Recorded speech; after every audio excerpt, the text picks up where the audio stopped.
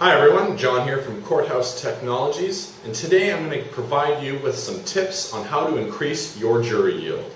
For those of you who don't know, jury yield is a statistic used by courts to determine the number of summons documents they need to send out in order to get a certain number of jurors to serve jury duty. Essentially, it measures the efficiency of your jury operation. So what does this mean? This means that courts with the highest jury yields do less work mailing, preparing, and dealing with jury-related correspondence than their lower-yielding counterparts, because they have more people show up for jury duty.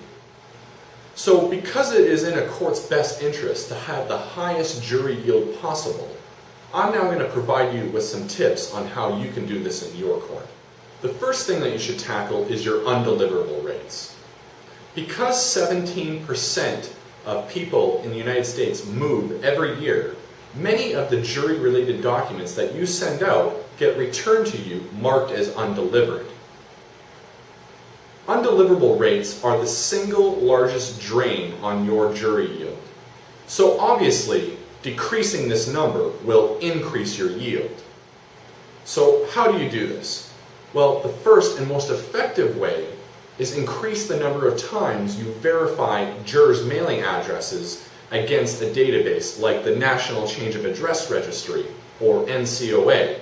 For example, by using the NCOA database with our Summons Direct service, we've seen as high as 15% of jurors' addresses being updated by this database, and as high as 90% of undelivered mail stopped before it's even gone out, thus saving our clients money.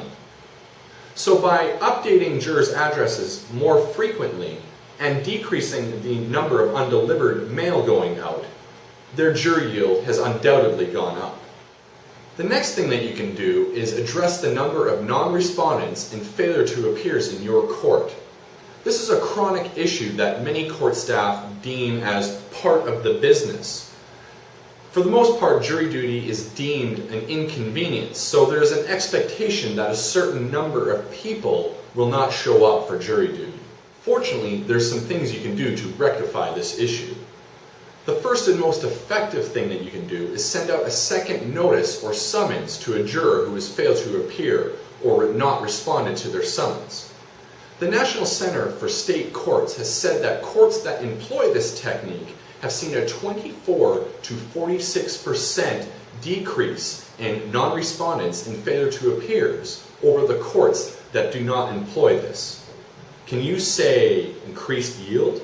Now, if you'd like to get a little bit more drastic, you could set up show cause proceedings or impose heavy fines and fees to those who don't show up for jury duty.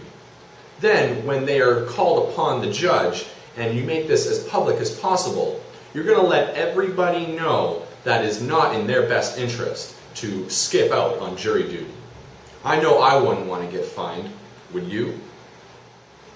The third thing you can do is reduce the burden on prospective jurors.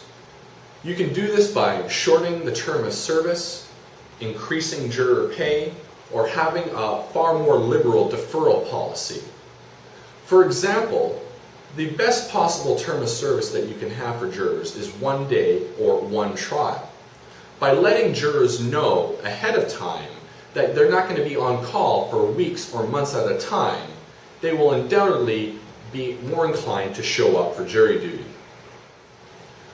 Finally, as I've said in a previous movie, if you're a two-step court looking to increase your jury yield, converting to a one-step summoning and qualification process will do that for you. Research from the National Center for State Courts has shown that one-step courts are far more efficient and have higher jury yields than their two-step counterparts, just simply because you're only mailing them one document over 2. In fact, research has shown that two-step courts have an average yield of 40%, where the average yield for one-step courts is 52%. This most likely comes from the fact that one-step courts don't have to re-verify address and administrative information from jurors. So all of these tips can dramatically increase your jury yield, making it easier for you to get the number of jurors that you need and making you more efficient. Isn't that really what it's all about?